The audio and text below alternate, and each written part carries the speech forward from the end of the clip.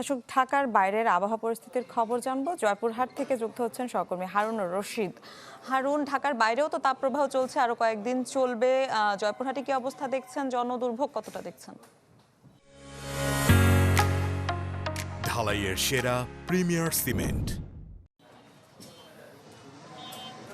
মেলা ঈদের পর থেকেই জয়পুরহাটে তাপদাহ একদম এমন পর্যায়ে গিয়েছে যে সাধারণ মানুষের জীবনযাত্রা একদম অতিষ্ঠ হয়ে গেছে।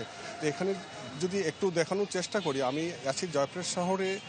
এই শহরের রাস্তাগুলো কিন্তু এই সময় একদম মানে মানুষের কর্মব্যস্ততায় কিন্তু ব্যস্ততা থাকে, কিন্তু আজকে কিন্তু তার ভিন্ন চিত্র দেখা যাচ্ছে।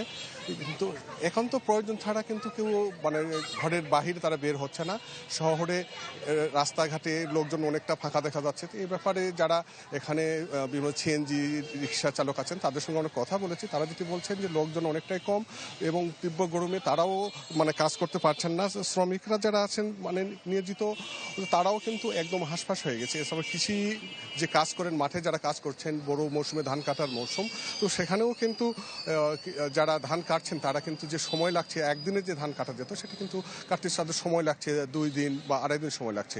এছাড়াও কিন্তু গতকালকে কিন্তু জয়পুরহাট সহ কিন্তু কয়েকটি স্থানে বৃষ্টি হয়েছিল। বৃষ্টির পর কিছুটা আবহাওয়া ঠান্ডা থাকলেও কিন্তু পরবর্তীতে কিন্তু আবার দেখা যায় সেই সকাল থেকে কিন্তু একদম যে এমন তাপদাহ চলছে যে সাধারণ মানুষের এখানে জীবনযাত্রা একদম অতিষ্ঠ হয়ে গেছে। এখানে এরপর বাড়ানো হয়েছে বিদ্যুতের দাম, সেই সাথে লোডশেডিং।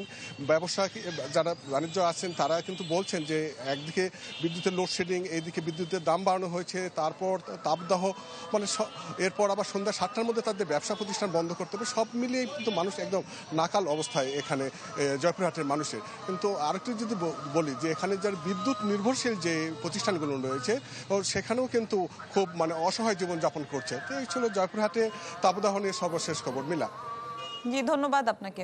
দর্শক, জয়পুরহাট থেকে আবহাওয়া পরিস্থিতির খবর জানাচ্ছিলেন সহকর্মী হারুনুর রশিদ।